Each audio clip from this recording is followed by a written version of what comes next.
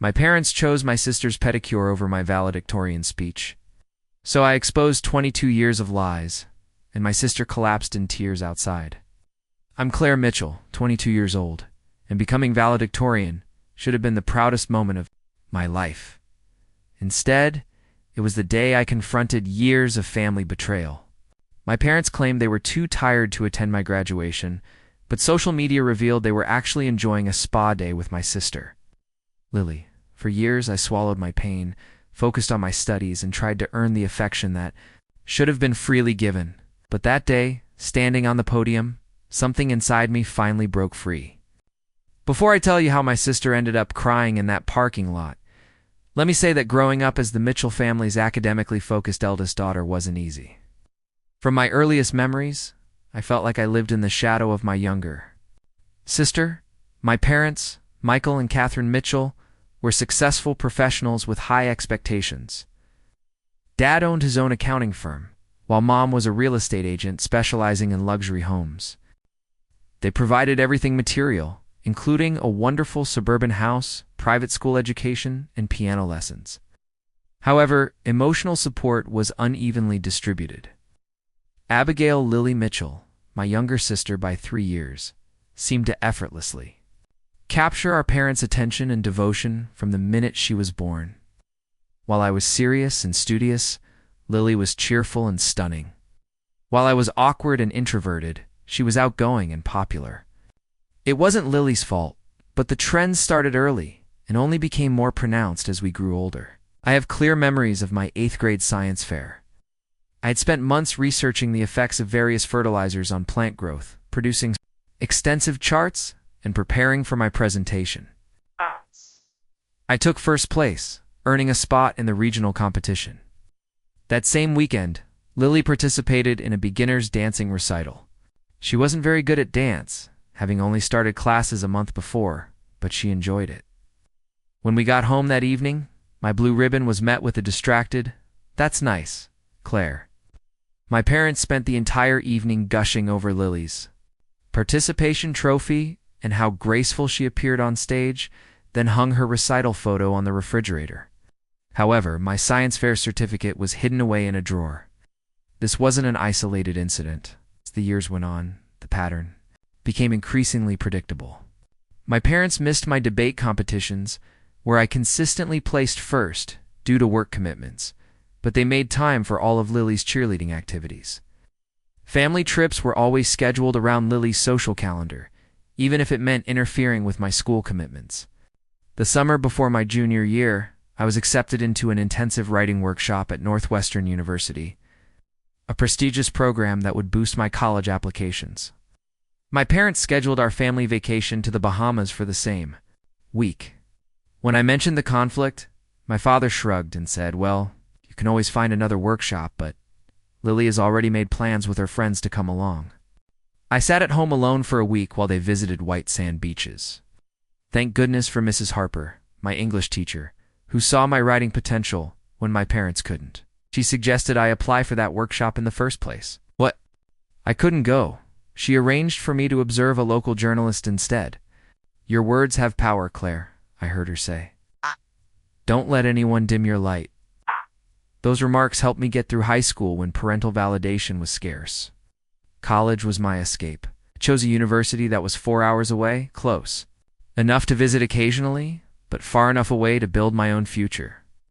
There I met Riley, my freshman roommate, who instantly became the sister I had always wanted. Riley and I connected right away, unlike Lily and I, who had drifted apart over the years due to our parents' blatant favoritism. She came from a large, loving family and couldn't understand why my parents didn't contact or visit. "They're just busy," I'd say, using the excuse that had become second nature after years of repetition. Riley would give me a look that was equal parts sympathy and fury, but she never pushed. Then I met Ethan in my sophomore American literature class. We bonded over our mutual love of Steinbeck and strong coffee that could dissolve a spoon. He was the first person to make me feel truly seen. "You know you deserve better, right?" he asked, having witnessed a particularly callous phone exchange with my mother. I wasn't sure how to answer. The concept was completely foreign to me. I had based my entire identity on academic performance, expecting that if I accumulated enough prizes, degrees, and accolades, my parents would eventually recognize me. It became my coping strategy and a means of establishing my worth. Each flawless test score, each academic award, was further proof that I mattered and deserved space, attention, and love. My coping strategy was severely tested during my first semester of college. For the first time, I struggled academically after leaving the familiar pattern of high school and encountering more difficult coursework. My carefully constructed identity started to collapse. When the midterm scores were posted and I saw 2 B's and a C, I had a complete panic attack in my dorm room. Riley found me hyperventilating on the floor, convinced that my less than perfect grades confirmed what I'd always suspected, that I wasn't special, unworthy of attention or love. With Riley's help and Ethan's encouragement, I gradually regained my sense of self-esteem. By the end of the semester, I had improved my grades, but more importantly, I had begun to detach my personal value from my academic success. However, old habits die hard. When senior year came around, I found myself working harder than ever. My application to graduate programs in journalism and creative writing was contingent on maintaining my GPA. Despite my internal growth, I still desired the external approval that had been so elusive throughout my youth. When I received an email from the dean of students informing me that I had been named valedictorian, I stared at my computer screen in astonishment. I'm valedictorian, the highest academic honor, recognizing for years of commitment and hard work. Surely this is enough. Surely this would make them proud. The valedictorian announcement occurred precisely 3 weeks before graduation. I recall looking at that email for 5 minutes before realizing that not only had I kept my position at the top of my class, but I would also be delivering the commencement speech. My palms shook as I called my folks. Mom answered on the 4th ring with a television show playing loudly in the background. "Mom," I whispered, trying to keep my voice calm. "I have great news. I'm going to be valedictorian." There was a pause, followed by, "That's nice, honey. What precisely does this mean?" I spoke carefully, despite the fact that we had attended my cousin's graduation 3 years prior, where the valedictorian role had been discussed in detail. "Well, congratulations," she began, before suddenly changing the subject. "Have you heard? Lily was invited to Jennifer Lawrence's stylist assistant's birthday celebration. She's connecting with some of the biggest names in the fashion industry." Before I could react, she called out to my father. "Michael, Claire has some school news. She's veiled." "Veiled something? Valedictorian, Mom," I interrupted. "It means I had the highest GPA in my graduating class." I heard my father's muffled voice in the background, followed by Mom's. "Your father says congratulations? When is the ceremony again?" I swallowed my disappointment with their subdued reaction and focused on the logistics. "May 15th, 11 a.m., I'll send formal invitations. But I wanted to let you know directly." After hanging up, I set about making unique handwritten invitations. I spent the entire evening on them, practicing the calligraphy I'd learned my freshman year. Each invitation had a personal remark. I wrote to my parents about how much it would mean to have them present for this milestone. The following weekend, I drove 2 hours home to personally deliver the invitations. I planned my visit to coincide with supper, hoping for a pleasant family evening. As usual, my expectations were quickly dashed. Lily dominated the conversation, telling anecdotes about her fashion internship and the almost famous people she met. My mother hung on every word, while my father nodded gratefully between bites of pot roast. When I finished presenting my carefully prepared invitations, my father looked at his and remarked, "You drove all this way just to give us these? You could have mailed them." My mother had the grace to thank me before dismissing her invitation to continue asking Lily about a celebrity sighting. Before leaving that evening, I affirmed once again, "So, you'll both be there, right? May 15th, 11 a.m., the ceremony should last approximately 2 hours. My father nodded distractedly. "Yes, we have it marked down. I wouldn't miss it, Claire." That simple sentence, "wouldn't miss it," kept me going for the following 2 weeks as I worked on my valedictorian speech. I wanted it to be significant, not simply the usual platitudes about the future and possibilities. I wrote on resilience and finding your voice, even when it seems like no one is listening. Mrs. Harper, who is now retired but continues to be, my mentor, assisted me in refining it during weekend practice sessions at a local coffee shop. "This is beautiful, Claire," she exclaimed after my third rewrite. "Your parents are going to be so proud." I nodded, anxious to believe her. 3 days before graduation, my phone rang. It was my dad. Something in his tone immediately sent alarm bells through my body. "Claire, about the graduation ceremony," he started, his voice full of the dismissive, impatient tone I knew too well.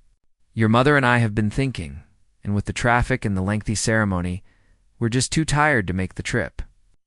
"Too tired?" The words hit me like a physical blow. "Too tired?" I repeated. "But you promised. I'm the valedictorian. I'm giving the speech." "Yes, and we're very proud," he said, though his tone suggested otherwise. "But we've had a very busy month, and we have other commitments to consider." In the background, I could hear my mother calling about appointments and timings. "Commitments?" I inquired, my tone barely above a whisper. "Just several things," he said blankly. "You understand how it is? Your aunt might be able to come, though. I will have her call you." Before I could protest any further, he abruptly ended the call, saying, "Gotta go. Good luck with your speech. Take pictures." I sat in my dorm room, phone still clenched in my hand as the truth sank in. They weren't coming. The peak of my academic career, perhaps the most significant day of my life thus far. And they couldn't be bothered to drive 2 hours because they were too tired. The tears came unexpectedly, hot and intense. I curled into a ball on my bed, my shoulders shaking with silent sobs. Riley found me an hour later, tear-streaked and hollow-eyed. "They're not coming," I told her, my voice rough. "They said they're too tired." Riley's attitude changed from concern to wrath. "Too tired for their daughter's graduation, where she is the frickin' valedictorian? Are you kidding me?" Ethan came immediately after receiving Riley's SOS text. He sat alongside me on the bed, his hand warm against my back. "I'm so sorry, Claire. That is just... there is no excuse for that." That night, the three of us met up in my dorm room, reviewing my speech. "You should expose them," Riley said, her eyes filled with fierce loyalty. "Tell everyone how they couldn't be bothered to show up." Ethan was more cautious. "This is your speech, Claire. Whatever you decide to say, we fully support you." I focused on my well-crafted remarks on resilience and finding your voice. I guess felt empty and fake. But when the shock and hurt subsided, a new emotion emerged: determination. My parents may not have been present to see my achievement, but that doesn't minimize its significance. Regardless of their absence, I intend to make this graduation unforgettable. Went to bed that night determined to stick to my original speech. I would not allow their rejection to define this situation. Little did I realize that the next morning would offer a life-changing discovery. I woke early the morning before graduation, filled with a strange mix of excitement and nervousness. I habitually checked social media while still in bed, browsing. Through last-minute congrats from classmates and distant relatives, that's when I noticed it. My finger froze in the middle of scrolling through an Instagram story uploaded by my sister 3 hours earlier. Lily, smiling broadly, held up a champagne flute, flanked by our parents, who were both holding glasses. The caption stated, "Family spa day, so needed this." I blinked, thinking I had misread. However, the timestamp was clear, 2:13 a.m. They posted, "This last night while I was crying in my dorm, believing their excuse about being tired, all while they were planning a spa day for Lily." My hands trembling, I scrolled through the rest of Lily's story. Photo after photo showed them relaxing with massages, facials, and an expensive meal at a fancy downtown restaurant I recognized. In one particularly devastating shot, my mother and Lily dressed in matching plush robes, my mother's arm around Lily's shoulders, both smiling at the camera. Caption read, "Mother-daughter goals." My mother wrote below it, "Best day with my baby girl." The betrayal cut so deep that I could barely breathe. They not only refused to attend my graduation, but they also lied about being too exhausted. They weren't tired at all. They I merely wanted to spend the weekend pampering my sister. I took screenshots of everything and forwarded them to Riley without comment. Her instant response was, "Those manipulative liars, Claire. I am deeply sorry." But sorry didn't begin to hide the growing emptiness in my chest. This wasn't just another setback in a lifetime of disappointments. This confirmed what I had always suspected but tried to reject. I simply didn't mean as much to them as Lily. I tried to call my sister, stabbing at the screen harder than necessary. She didn't answer, so I sent a text instead. "I saw your spa day posts. It's interesting timing, given that Mom and Dad said they were too tired to attend my graduation." "Tomorrow," she responded 20 minutes later. "Don't be so dramatic. They've been very stressed and needed to relax. Not everything's about you and your school stuff." My valedictorian graduation was reduced to school stuff. I was still staring at her dismissive message when my phone rang and my grandmother called from Florida. "Claire, dear, I just wanted to wish you good luck tomorrow. I'm sorry I can't make it, but my hip just won't allow me to travel." I swallowed hard, moved by her call. "Thank you, Grandma. I understand. Your folks must be really excited. I was just chatting to your mother yesterday about their dinner plans on Saturday night at some nice restaurant Michael has been wanting to visit." Suddenly everything clicked. They weren't just having a spa day. They also had dinner plans for the entire weekend. They were having a full family weekend, with one person missing, me. "What about dinner reservations?" I questioned, my voice tight. My grandmother hesitated, thinking she had said something wrong. "Oh, I assumed you knew. They mentioned a pleasant family supper following your sister's ... double quotes. Oh dear." An easy finish to the call. I sat motionless, clutching the phone. The full extent of the betrayal was still settling in. They didn't just skip my graduation for a day spa.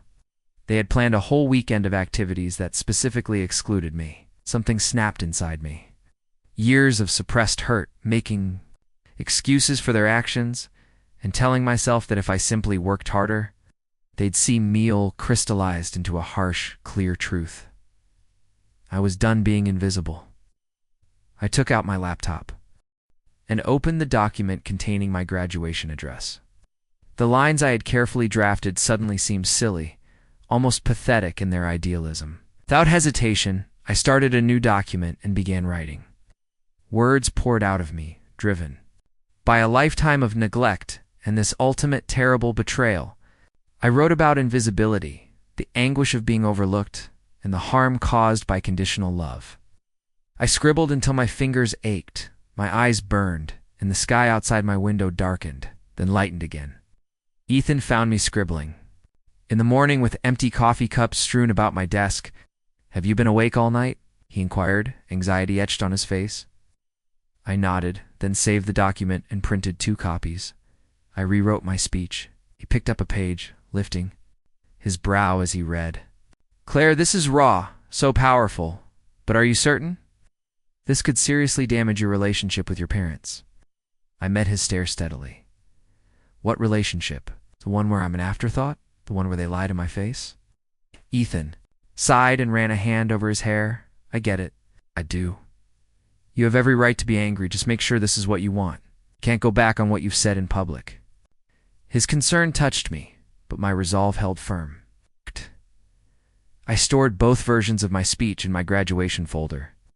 "I've been invisible all my life, Ethan. Tomorrow they'll finally see me. Even if they weren't physically present, I knew how these things worked. The ceremony would be live-streamed. Someone, such as my aunt, a family friend, or my grandma, would be watching, and they would inform my parents. For once, they'd have to acknowledge my pain. They'd have to see me." Graduation morning arrived, bright and beautiful, a postcard-perfect May Day that seemed to mock my inner turmoil. Riley was already up when I awoke from a fitful sleep, setting up breakfast on our small dorm room desk. Coffee, muffins, and fresh strawberries. "Fuel for the valedictorian," she said with a strange smile. Even though my stomach was tight with fear, I managed to grin, appreciating her efforts. We got ready together, her chatter filling the silence while I carefully applied makeup, trying not to look as upset as I felt. The graduation gown was ugly on everyone, boxy and shapeless. But I made an extra effort with my appearance, underneath a new navy blue dress. I had splurged on weeks earlier when I still thought my parents would see me in it. Ethan arrived just as we were pinning our caps on, with a bouquet of sunflowers and a small wrapped surprise. "You look amazing," he told me, kissing my cheek. "These are for you. Open the gift later when you're alone." I hugged him firmly, thankful beyond words for his steadfast presence. We were about to leave when we heard a knock at the door. Mrs. Harper stood in the hallway, lovely in a floral dress with her silver hair swept into a shiny bun. "I hope I'm not interrupting," she told me, but I couldn't miss my star pupils. Big day. I teared up as I hugged my old teacher. "You came all this way." "For hours in the car with my husband snoring beside me," she admitted with a wink. "Wouldn't have missed it for anything. I brought you something." She handed me a tiny velvet box. Inside, there was an old silver pen with intricate engravings down the barrel. It was my grandmother's, Mrs. Harper revealed. She was a journalist. In the 1920s, when women weren't supposed to have such ambitions, I thought you should have it one trailblazer to another. The gesture nearly broke me. While my parents couldn't be bothered driving 2 hours, my high school English teacher had driven twice as far to encourage me. We arrived at the ceremony with Riley, Ethan, and Mrs. Harper, forming the family I chose, not the one I was born. In two, the graduates were guided to our seating area, and guests found seats in the audience. I couldn't help but search the crowd. Some tiny, irrational part of me hoped to see my parents despite everything. Instead, my gaze was drawn to the empty seats in the reserved section, where 3 chairs should have been available, taunting me with their absence. The ceremony began with the typical procession, the university president's welcome address, and a few acknowledgments. I tried to focus and stay present, but my thoughts kept returning to the speech in my folder. 2 versions, 2 options. The original safe version about resilience and discovering your voice. The new one, raw and honest, born of last night's sorrow and years of accumulated pain. Which one would I choose when the opportunity presented itself? As the university dean approached the platform to announce me, my heart pounded so hard that I was sure everyone around me could hear it. "It's my great pleasure to introduce this year's valedictorian," the dean said. With the highest GPA in the graduating class, numerous academic honors, including the Preston Journalism Award and the Mercer Creative Writing Fellowship, and acceptance to Columbia University's prestigious master's program in journalism, Claire Mitchell. The audience clapped as I approached the podium, my sweaty hands clutching the folder. I looked at the camera set up for the broadcast, knowing that someone from my family might be watching. I pulled out both copies of my speech and placed them side by side on the podium. I made my decision as I looked out at the sea of faces supportive, friends, proud families, and faculty members who had guided my academic career. 4 years ago, when we started this journey, I said, putting the original speech to one side, many of us came here searching for something. Knowledge, certainly. Skills, of course, but for many of us, myself included, we were searching for visibility. My voice grew stronger with each word as I abandoned the script I'd been practicing for weeks and spoke from the heart. We wanted to be seen, to matter, to have our efforts acknowledged, and our presence valued. I stand before you today as your valedictorian, an achievement that represents countless hours of work, sacrifice, and perseverance. But I also stand before you as someone who has learned that external validation, grades, awards, even this tremendous honor cannot fill the void left by those who should see you but choose not to. The crowd became silent as they realized this wasn't your ordinary inspirational graduation speech. Riley nodded encouragingly, Ethan leaning forward intently, and Mrs. Harper watched with quiet pride. Many of us have experienced invisibility. In various forms, perhaps you weren't the favorite child. Perhaps your accomplishments were minimized while others were celebrated. Perhaps you were told, explicitly or implicitly, that your best was never quite good enough. Heads nodded throughout the audience. This resonated with more people than just myself. I spent years believing that if I just achieved more and more awards, higher grades, prestigious positions, I would finally be seen. That the people who should love me unconditionally would finally acknowledge my worth. What I've learned, what this university experience has taught me, is that visibility begins with seeing yourself clearly first. The words came from a deep, honest place within me, released after years of inhibition. I talked about making genuine connections with friends who celebrated rather than diminished my accomplishments. I discussed mentors who recognized potential, where families simply saw ordinary, and then I came to the conclusion of my speech, which I had composed in the dead of night. Today, as I look out at this audience, I see empty seats where my family should be. They told me they were too tired to attend, though social media reveals they found energy for other celebrations this weekend. A murmur spread through the crowd. And that's okay, because their absence has taught me the most valuable lesson of all, that I am enough with or without their validation. That my achievements are worthy of celebration, even if they're not the ones doing the celebrating. I gazed directly into the live stream camera, knowing that my words would eventually reach them. So, too. Everyone who hasn't shown up, not only today but throughout my life, this one is for you. Not as an act of rage, but a declaration of independence. Your absence shaped my history, but it won't shape my future. There was absolute silence for 3 heartbeats before the audience erupted. My fellow graduates rose, clapping enthusiastically, suggesting that many of them had also felt invisible at some point. Faculty members nodded, and several wiped tears from their eyes. Mrs. Harper was openly crying, holding her phone up to capture the scene. I returned to my seat in a stupor, and the rest of the ceremony was a blur of handshakes and diploma covers. Following the recessional, I was approached by classmates and instructors who congratulated me, not just on my academic achievements, but also on the courage of my speech. You voiced what so many of us have felt, one classmate told me, his eyes filled with sorrow. Thank you for being our voice today. The university president shook my hand and stated, "That wasn't what I expected, Miss Mitchell, but it was exactly what needed to be said." Throughout it all, I felt strangely light. How could the pain wouldn't linger? Speaking my truth freed something that had been trapped inside me for years.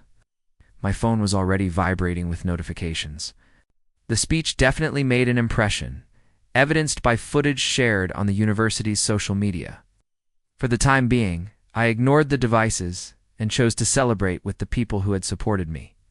Riley, Ethan, and Mrs. Harper took me out to lunch at a neighboring restaurant where they celebrated my accomplishment with sparkling cider and shared their favorite moments from the ceremony. For a few hours, I let myself enjoy their company and the accomplishment of graduating, pushing thoughts of my family aside. But as the party came to a close, and we prepared to return to campus for final dorm checkouts, I knew the consequences were coming.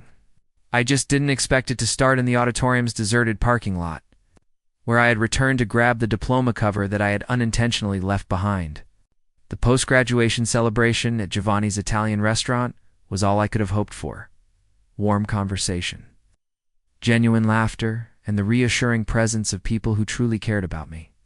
Riley kept refilling my water glass and sliding more breadsticks onto my plate, despite the fact that I hadn't eaten much in the previous 24 hours.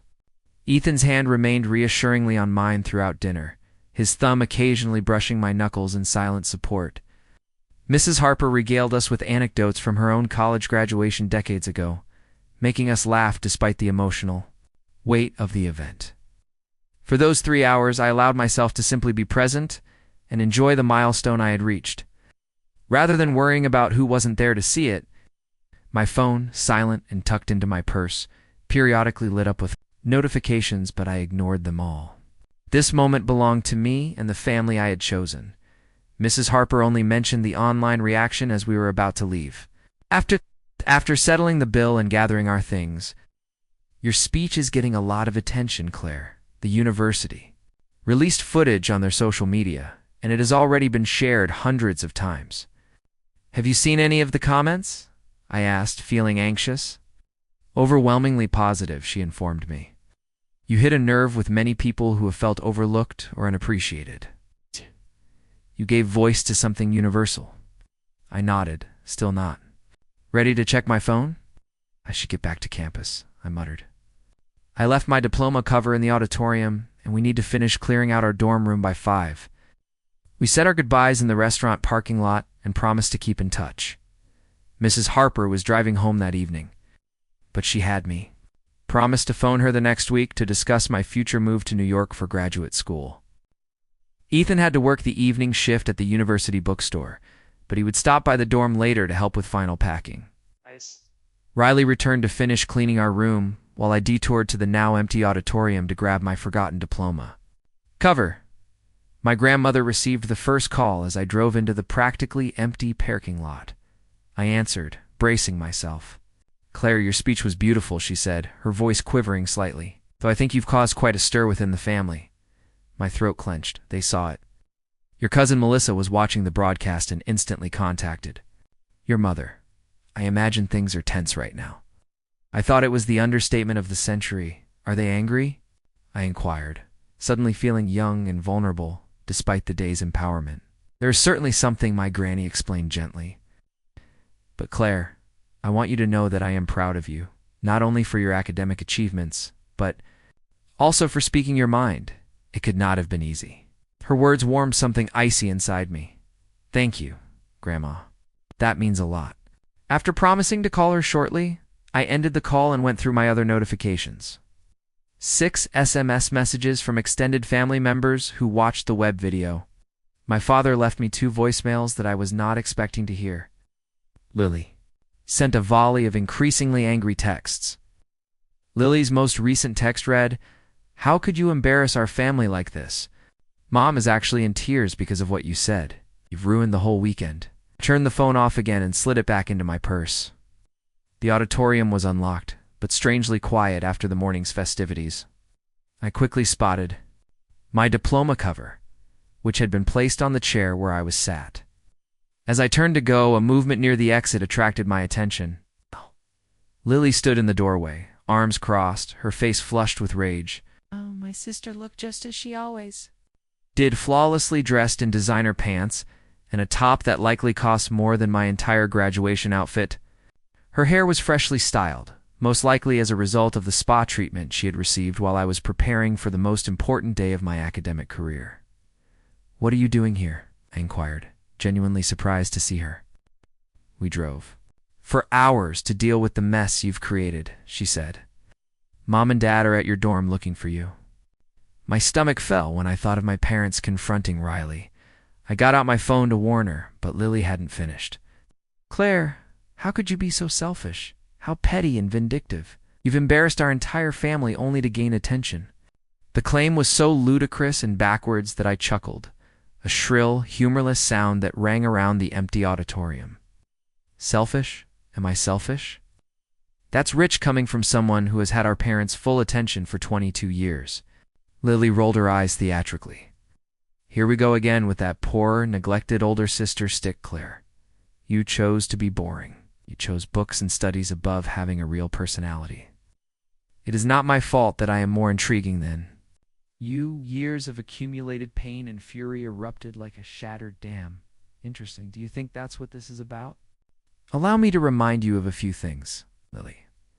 When I was 16 and won the state writing competition, my parents didn't even read my essay. When you received a C+ on a history assignment the following week, they hired a private tutor and took you shopping as a consolation. When I was accepted to this university on a partial scholarship, they scarcely noticed it.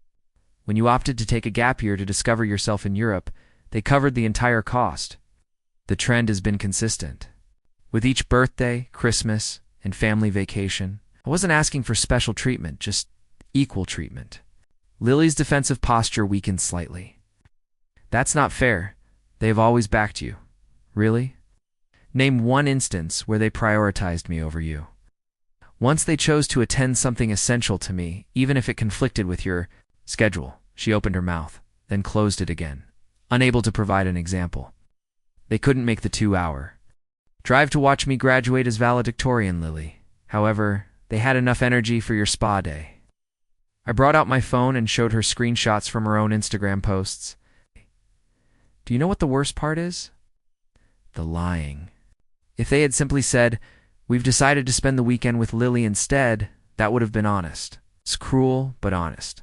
Instead, they claimed they were too tired while arranging an entire weekend of events that specifically excluded me. Something changed in Lily's gaze, a flash of doubt crossing her face. I didn't. They didn't notify me. They weren't attending your graduation. It just stated that they wanted a family weekend.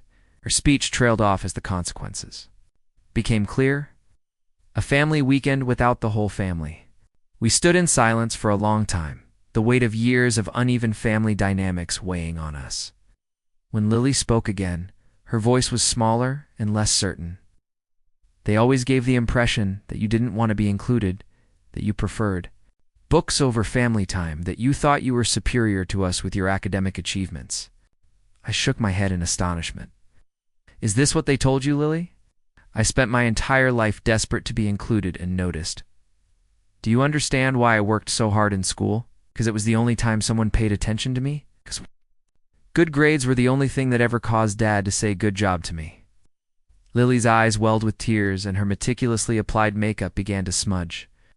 They always made me believe I was superior to you, somehow more worthy of their time and attention. I never asked for it, never wanted that responsibility. Her defenses collapsed completely, and tears streamed down her cheeks as she sank into a nearby chair. That was exhausting, Claire. Always the favorite. Always having to be perfect. Always aware that Mom lived vicariously through every social achievement, and Dad assessed his success by how popular I was. I stood stunned, witnessing my always confident sister's breakdown. This was not the confrontation I was expecting. A school security guard peered into the auditorium, concerned about the sounds of distress. Is everything okay in here, ladies? Lily immediately wiped her eyes, leaving black mascara streaks on her cheeks. We're fine, I replied, just having a graduation day conversation. Seemed suspicious, but nodded and walked away, leaving us in tense silence. Lily gazed up at me, her face raw and vulnerable in a way I hadn't seen before. They always made me feel like I was better than you, she said quietly. I never asked for that. I was taken aback by her candor. For the first time, I considered how our parents' favoritism might have affected Lily, the golden child, who was burdened with unreasonable expectations and was forever accountable for satisfying our parents' social goals. Would you like a ride back to campus? I finally asked, unsure what else to say. Lily nodded, clutching her beautiful purse with shaky hands. My car is at the shop. We walked to my car in silence, each engrossed in our own thoughts. We didn't say anything during the short drive back to campus. The silence wasn't pleasant, but it wasn't wholly hostile either. It was more akin to the calm that follows a rainstorm when the air is still charged. But the immediate danger is over. I reflected on how this might have been the first honest talk we'd had in years, if ever. It wouldn't fix everything. Nothing could reverse 2 decades of skewed family dynamics overnight. However, it appeared that something had shifted, a tiny breach in the facade that had defined our relationship. For as long as I could remember, as we approached the dormitories, I noticed my sister's tear-stained face and recognized that this confrontation had taken an unexpected turn. The repercussions of my speech were only beginning, and I still had to face my parents. But for the first time, I wondered if Lily could be an ally rather than an adversary in the inevitable family reckoning. I hardly slept that night. After the emotional meeting with Lily in the auditorium, returning to the hostel had its own set of complications. My parents had certainly been there, but when they discovered my room was empty, they had returned to their hotel and instructed me to phone them right away. I didn't. Instead, I finished packing with Riley's help, said Ethan, a temporary farewell, and checked into a cheap motel nearby. I needed time to ponder everything before confronting my folks. The following morning, however, brought an unhappy surprise. When I went to the hostel to pick up my last few boxes, I discovered my parents waiting in the corridor outside my room. My mother's face was tight with repressed fury, and her normally flawless makeup appeared slightly overdone as if applied in haste. My father stood with his arms crossed, his expression a mix of annoyance and impatience, the look he usually kept for service workers who inconvenienced him. Finally, my mother remarked when she saw me, "We've been waiting for nearly an hour. You haven't answered your phone." I unlocked my door and debated whether to let them in.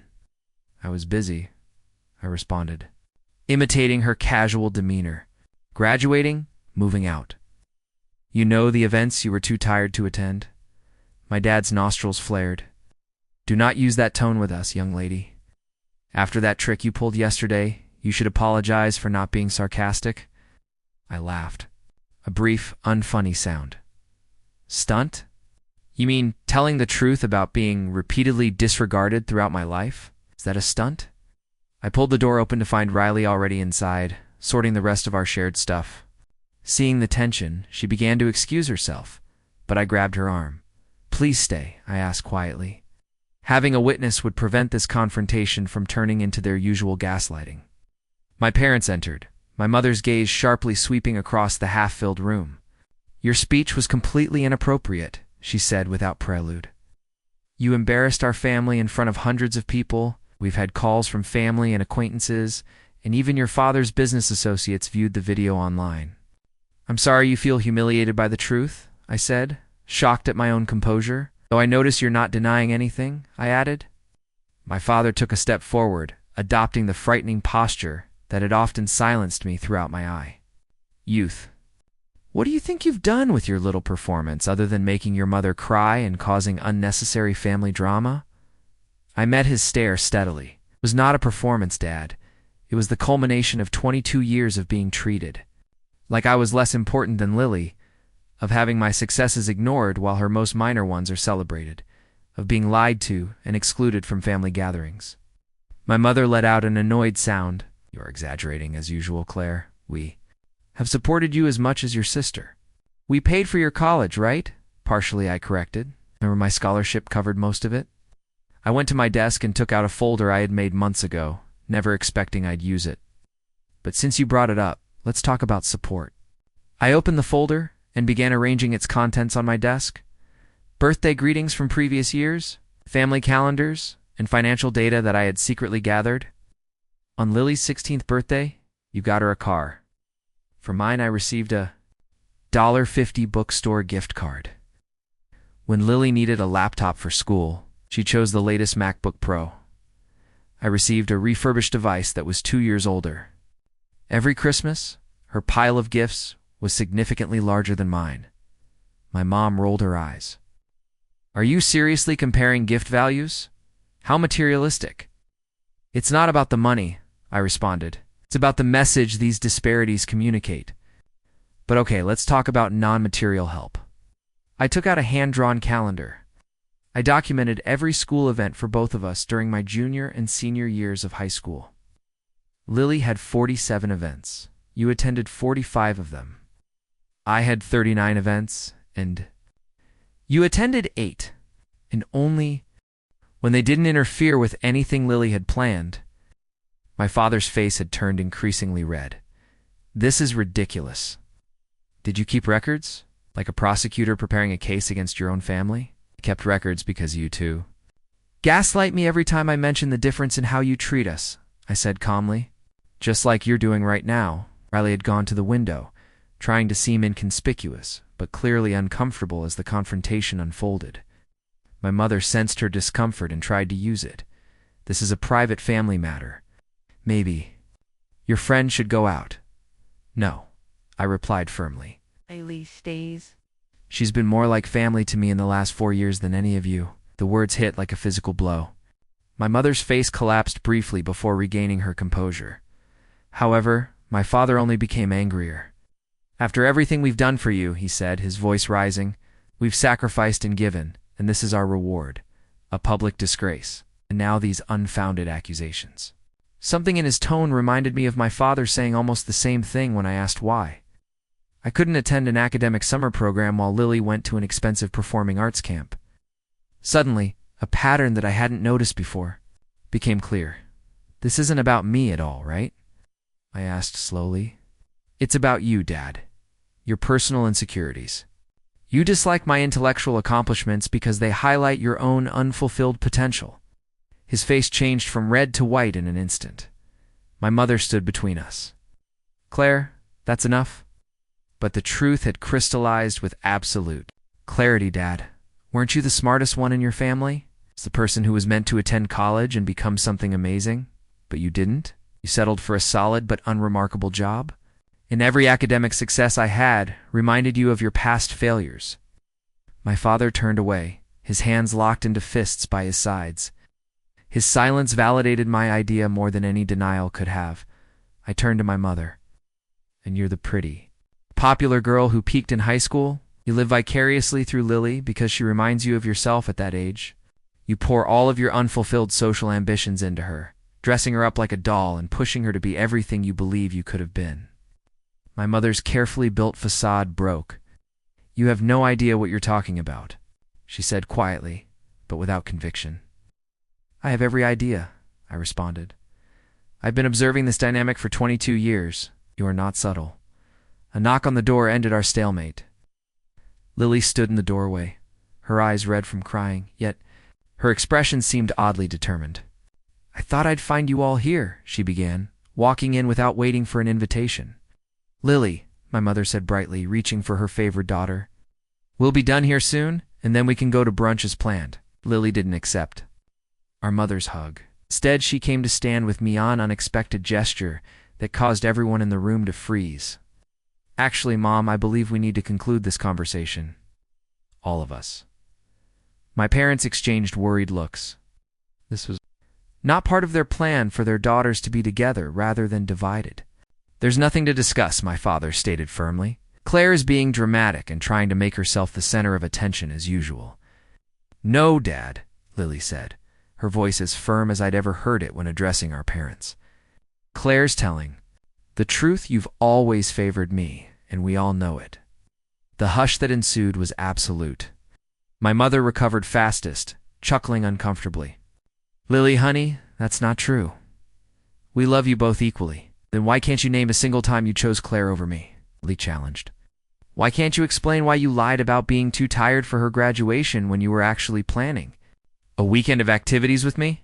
My father took a different approach. We're not having this conversation in a dormitory with an audience, he remarked, glancing at Riley. This is family business. Fine, I replied, startling everyone. Riley, would you mind giving us the room? I think my family needs to have an honest conversation for once. Riley paused, obviously anxious about leaving me. Are you sure? I nodded, and she took her bag, caressing my arm gently as she went. I glanced back at my parents as the door closed behind her. Let me be very clear about something. I don't need your approval anymore. I don't need your validation or your attention or your love, though it would have been nice to have had those things growing up.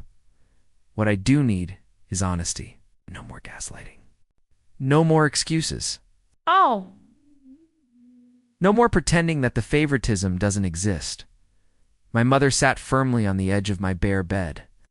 We never meant to make you feel less loved, she added, and I thought I heard genuine regret in her voice. You were always so independent, so self-sufficient. Lily needed us more. No, Lily interjected. I didn't need you more. You needed me to need you. There's a difference. Our mother appeared to be in distress, while my father remained upright, his stiff posture indicating physical agony. What exactly do you want from us, Claire? An apology? Fine, we're sorry you felt neglected. But this public shaming was completely unnecessary. I didn't do it to shame you. I told you straight. I did it because, after 22 years of silence, I needed to speak my truth. And I think a part of me hoped that if I said it loudly enough, publicly enough, you might finally hear me. My mother cried several times, alternating between genuine remorse and manipulative self-pity. The conversation lasted nearly an hour, alternating between denial, anger, bargaining, and brief moments of genuine reflection. My father never fully acknowledged his resentment of my academic success, but he also did not deny it when pressed. What astonished me the most was Lily's unwavering support. The sister who had always benefited from our parents' attention was suddenly my biggest supporter, pointing out patterns I'd missed and standing firm when our parents tried to minimize or ignore my experiences. Little had been definitively resolved by the time our parents finally left, with vague promises to think about everything and work on family communication. They were still angry about my speech, defensive about their parenting choices, and unwilling to truly acknowledge the harm they'd caused, but something had changed anyway. For the first time in my life, I told my parents the complete truth without flinching, apologizing or backing down, and miraculously, Lily had stood by me. When the door closed behind them, Lily and I exchanged stunned looks. That was, she said intense, I concluded for her. Thank you for backing me up. You didn't have to do that. Lily shrugged, an unusually nervous expression from my usually confident sister. I did, though. Everything you said was true. I've known it for years, but it was easier to accept the favoritism than to challenge it. She sat on the desk chair, looking unexpectedly youthful and vulnerable. I'm sorry, Claire. I should have said something sooner. I should have pushed back when they dismissed your achievements or made excuses for missing your events. I slumped against the wall, emotionally. Drained but somehow lighter than I had felt in years. It wasn't your responsibility to fix our parents' behavior. Maybe not, she said, but I could have been a better sister. Lily stated that she had always been privately intimidated by my intelligence and academic achievement, while I confessed to envying her social ease and our parents' obvious devotion. We discussed how our parents' toxic dynamic had shaped us both. Me as an achievement-oriented perfectionist seeking affirmation, and Lily as a people-pleaser, afraid of losing our parents. Conditional acceptance. I got offered a job at The Atlantic, by the way, I told her after a gap in conversation, a junior position in their digital media department. I start next month in New York. Lily's eyes widened. Claire, that's amazing. Earlier, I gave her a pointed look, and she nodded in agreement. Right, because Mom and Dad would have found a way to make it about something else. Exactly. Well, I'm genuinely happy for you, she said, and she was right. Maybe we could get coffee sometime when you're settled in New York. Been thinking about moving there too, actually. There are better opportunities for fashion marketing back home. For the first time in years, if not our whole lives. I felt a genuine connection with my sister, not the competitiveness our parents had fostered, nor the bitterness that had festered, but the possibility of a true friendship based on honesty and mutual respect. As we completed packing up my dorm room together, I realized that while my graduation speech hadn't magically fixed my relationship with my parents, it had created an opening for something I hadn't expected, an opportunity to know my sister as an ally rather than a rival. The summer after graduation flew by as I prepared for my new life in New York City. I found a tiny apartment in Brooklyn that I could almost afford on my entry-level publishing salary, packed up the few possessions I'd accumulated during college, and said temporary goodbyes to Ethan and Riley, who promised to visit as soon as possible. My parents contacted me only twice during those 3 months for quick, unpleasant discussions packed with superficial questions about my relocation plans, and a deliberate avoidance of any mention of my graduation speech or our subsequent argument. I kept the calls short, neither antagonizing them nor pretending everything was resolved. This new phase of our relationship required limits, which I was still trying to create. The surprise was Lily. My sister texted me almost every day, sending me everything from apartment listings she thought might suit me to funny memes about sibling relationships. When she came to New York for a fashion industry networking event, we spent the weekend exploring the city together, discovering shared interests and perspectives that had been buried beneath years of parental manipulation. I always thought, "You hated me," she confessed, as we sipped pricey coffee at Central Park. "I never hated you," I said sincerely. I hated being compared to you, hated being found wanting, but that wasn't your fault. My editors valued my meticulous research and clean writing style, and my colleagues appreciated my willingness to assist with last-minute fact-checking. My first months at The Atlantic taught me more about journalism than 4 years of college combined. And for the first time in my life, my perfectionism paid off. Before leaving for New York, at Ethan's gentle insistence, I found a therapist who specialized in family dynamics and childhood, emotional neglect. Dr. Monroe, she didn't offer easy solutions or quick fixes, but she did provide invaluable tools. For processing the complex emotions surrounding my family, healing isn't linear. She reminded me during one particularly difficult session following a tense phone call with my mother, there will be steps forward and steps back. The important thing is that you're now aware of the patterns and actively choosing how to respond rather than reacting from old wounds. My communication with my parents was limited and carefully managed. I gave polite text updates about my employment and responded to their occasional messages, but I kept a safe distance to safeguard my still fragile emotional boundaries. My mother tried to reassert her power multiple times, using guilt. We hardly hear from you anymore, or after everything we've done for you, ... But I refused to fall for these tactics. My father, true to form, retreated into icy detachment, interacting mostly through my mother. With the exception of the occasional work-related question disguised as fatherly curiosity, the first holiday season away from home was both liberating and disorienting. Riley invited me to join her family for Thanksgiving, which was eye-opening in its normalcy.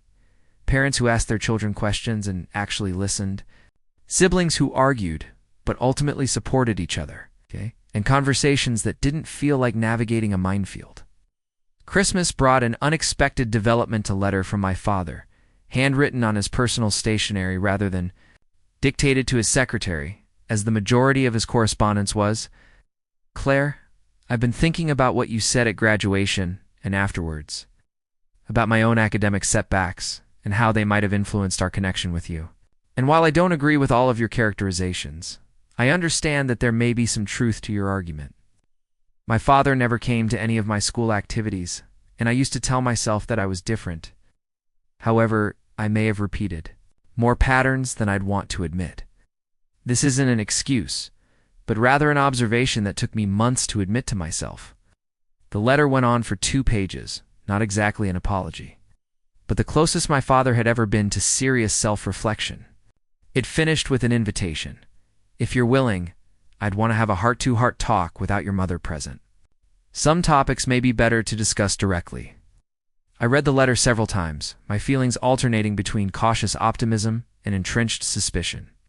After discussing it with Dr. Monroe, I decided to meet my father during his impending business trip to New York. We met at a quiet restaurant near his hotel, the neutral territory making it easier to stay emotionally balanced. The conversation was awkward at first, with both of us sticking to safe topics like my profession and his business. But as the lunch progressed, something extraordinary happened. My father began to talk about his own youth, about the pressure he felt as the smart one in a blue-collar family, and about his decision to forego his academic goals in favor of the stability of accounting. When you started winning all those academic awards, he said, eyeing his water glass rather than meeting my gaze, it stirred up regrets I thought I'd buried decades ago. That's not an excuse for how I behaved, but it might help explain it. It wasn't a full reconciliation, as too much damage had already been done. But it was a first step toward a more honest relationship. My mother approached reconciliation in her own unique manner, sending a care package to my apartment with my favorite childhood dessert, homemade chocolate chip, cookie bars, and a photo book I'd never seen before. It featured dozens of photographs of me throughout my childhood, including receiving prizes, acting in school plays, and studying at my desk moments I had no idea Mother had captured. Inside the front cover, she wrote, "I see you," even when I didn't express it clearly. Like my father's letter, it was not a complete acknowledgement of the past or a promise to change. But it was a gesture that would have been impossible before my graduation speech. Brought our family's dysfunctional dynamics to light. As winter gave way to spring, I found myself blossoming in unexpected ways. Free of the constant striving for parental approval, I discovered interests and talents I'd never explored before, such as a knack for photography, a love of rock climbing, and a taste for spicy food that my mother would have dismissed as too exotic. I built friendships based on genuine connection rather than convenience or a strategic advantage.